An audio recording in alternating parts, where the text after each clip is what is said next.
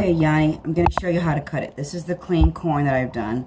Tidy up the ends. I'm not sure how much space I have left, so I'm going to be very quick. But this is what she would do. I have a bowl in the sink, and she would just kind of cut like the top layer off. Be very careful. It's going to do a lot of juice everywhere. But she would just like cut the top layer off, the kernels of corn.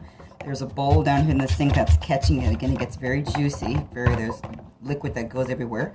But she just kind of cut off the top layer. And you'll see, be very careful. You don't cut yourself. Her knife probably wasn't as sharp as the one is that I have here, but whatever. But anyway, you cut off the head of like the corn, most of the corn. And then I have it that I'm filming myself. So that's why the screen is upside down. So then you take the kind of the edge of the knife. Again, you're very careful, and you kind of clean off what's the corn that's left, and that kind of creates the juice and creates the creamed effect. Again, you have the kernel heads, and you have the cream effect. So this is what I'm doing. It gets to be kind of messy a little bit. I made some today for your sister. I made two things for your. I did 2 cobs. I was gonna give your sister some, but it was kind of so good. I ate it all, so I have to make some more now. Oh well, her bad. So you get like all the corn off that way, and it's still in the bowl. So because I have some more time here, I'm gonna clean off the other one and perhaps use that. And that's kind of in this little bowl. That's about how much it makes, but I have one more cob of corn. So you take it off, and then you know how you do that. Just rinse it off.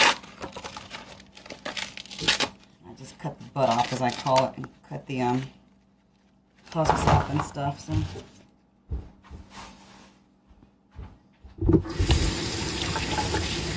I could have my own little cooking show, couldn't I? So I think this is probably the first time I've made this ever. Maybe once I made it. I don't really remember, but definitely the first time since Granny's been gone that I've made it. But anyway, it's gonna be good. This time I'll probably use less flour. So you saw me with that. So I'm gonna take it again. I'm gonna start cutting again.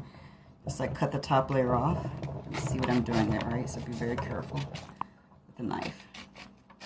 And sometimes some of the hull gets in. I guess that's okay too. It's all good food. It's all protein and whatever, minerals and stuff, so it's all good for you. But just cut off the top layer.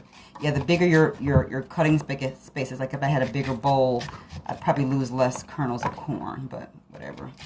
I just kind of remember her like one year when I was a little girl, there must have been a lot of corn produced at home because my dad came home with a lot of it, so we had a lot of fried corn for a while. So I've taken that off. Now I'm just going to take off what's left.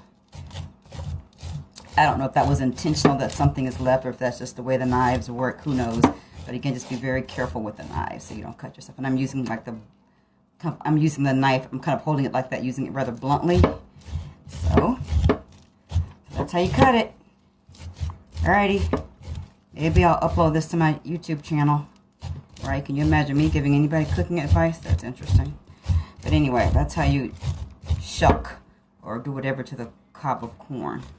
Corn cob, and then I just flip it upside down to get the rest of the stuff out. And again, you are going to get like sprinkled with some of the corn juice, but I guess that's okay. So 4 minutes. I did two things in 4 minutes. That's how much I have left. A lot of juice and stuff in there, but that's kind of okay because that adds to the soft mixture, adds to the sweet mixture. No need to add sugar. I'm going to add a sprinkle of salt, a sprinkle of pepper to like give it color. I don't know, whatever. And there we go. So I'll talk to you in a bit.